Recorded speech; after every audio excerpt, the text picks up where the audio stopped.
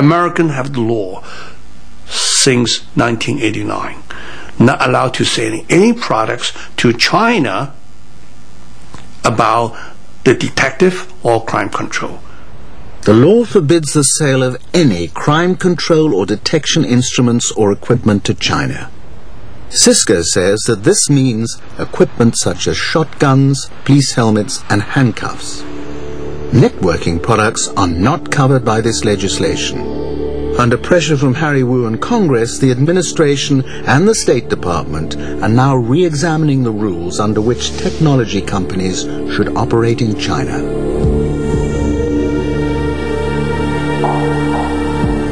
But the technology is already there. It has helped make Tankman disappear, and if another should emerge, that technology could facilitate a swift arrest.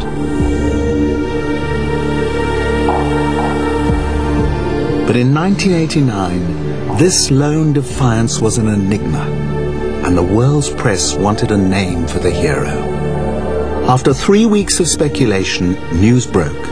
He was named in an English Sunday newspaper as Wang Wei-lin, the 19-year-old son of a Beijing factory worker. Journalist Alfred Lee claimed that friends of the young man said they'd spotted him shaven-headed and paraded on state television. Following his world exclusive, Alfred Lee was congratulated by British Prime Minister Margaret Thatcher, and the name he gave the Tankman has been used by journalists and commentators ever since. I published the name Wang Wei-lin after speaking to 3 excellent contacts that I had in Beijing. Contacts were very close to what was happening in Tiananmen Square at the time. I knew that once his name had come into the public domain, the Chinese authorities wouldn't be able to do anything to him. They couldn't execute him. It would have brought outrage from the world. Experienced China journalists are deeply skeptical about the story and the name Wang Wei-lin. I didn't believe it because, you know, it's great to have a scoop, but if no one can follow it, if no one can match it, then it doesn't exist. None of the resident correspondents in Beijing, many of whom are fluent in Chinese and have many sources, many connections, all kinds of information, no one could match it. I also took into account that the journalist who reported the story was not a resident foreign correspondent in Beijing. 5 days after Alfred Lee's story broke, the London Evening Standard cited American intelligence reports confirming that 19-year-old Wang Wei-lin was dead. The article was attributed to the Standard's Beijing correspondent, John Passmore. Do you recall that article? Not at all, and now you tell me that it was American intelligence sources. I know it couldn't have been me writing it because I didn't have any American intelligence sources. I had British diplomats who helped me, but not Americans. So you don't have any evidence that he was executed? No, I never knew who he was or what happened to him.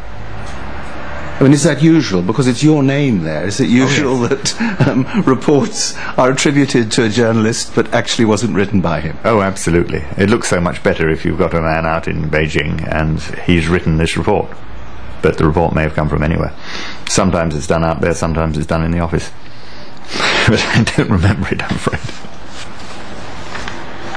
Well, I remember cobbling a lot of stuff, but not this one. Do you think that's a comment both on China and on journalism? When access is forbidden, we fill the gaps. Oh yes, yes, you must have something to fill the gap. The Chinese have a saying, they call it news from the footpath, and it was the rumour mill. And of course Beijing was absolutely full of rumours. As for generations, I suppose, Chinese people had their news from their next door neighbour, because the government said it wasn't going to give them any. And yes, this sort of thing would have gone around the city like wildfire. And the honest answer, as far as the Tankman is concerned, is that we don't really know who he was or what he was. And I think because of China, we'll probably never know. Probably not. I followed the paper trail of the reports that appeared in the Western press naming him as Wang Wei-lin. The reports that he'd been executed, I looked into these, and I just concluded at the end of that investigation that we actually had no idea what this man was called, what his real name was, and we had even less idea of what had happened to him. He'd simply disappeared.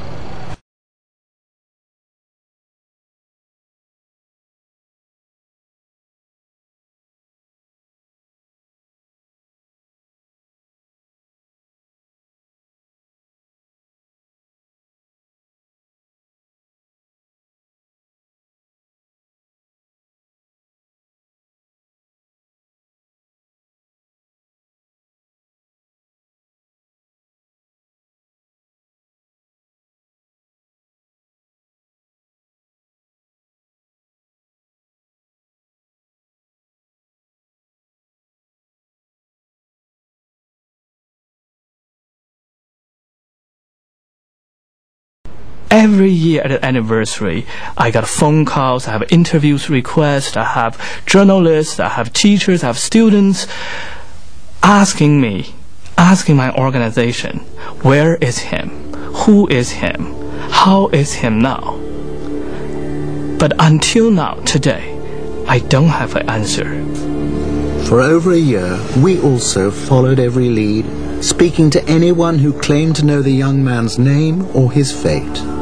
Until, like those who had followed the trail before us, we came to understand that it is the mystery that gives the tank man his enduring power. He didn't need to have a name. He spoke for the masses, the many who'd been silenced on June 4th. He was all of them. He didn't need a name. He still doesn't need a name, because the point he made, everyone got it, everyone heard it. It will endure long after this regime has become history. Our journey in search of Tankman brought us face to face with that other great mystery, China itself. Can the leadership's great gamble of economic reform and political repression succeed? Or will the spirit of Tankman inevitably rise again? The power of that story is not getting weaker because of the time, because we don't know who he is. It's actually getting stronger. That ultimate spirit of a freedom will last longer than the strength of tanks and machine guns. In the long frame of history, it's the human freedom, courage, dignity will stay and prevail. That picture will testify that forever.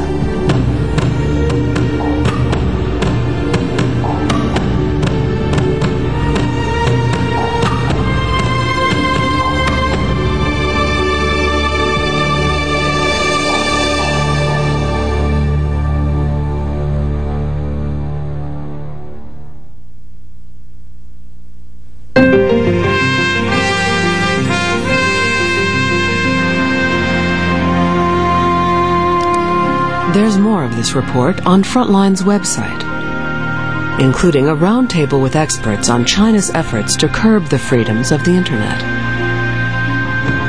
a timeline of Tiananmen and the regime's debate over how to deal with the protesters, a talk with producer Anthony Thomas about his experience making this film, the chance to watch the full program again online, and more. Then join the discussion at pbs.org.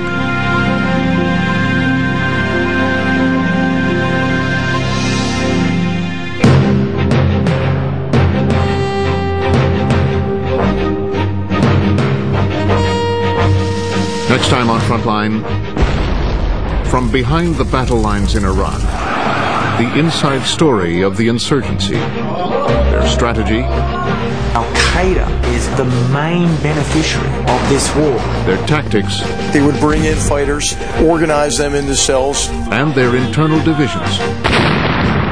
Frontline takes you inside the Iraqi insurgency.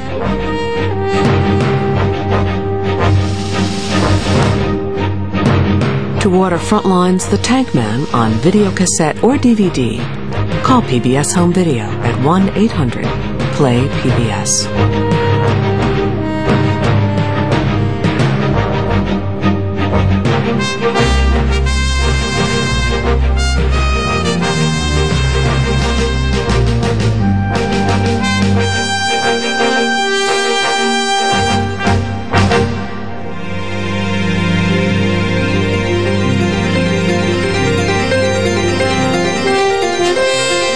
Funding for Frontline is provided by the Park Foundation, committed to raising public awareness. Frontline is made possible by contributions to your PBS station from viewers like you. Thank you.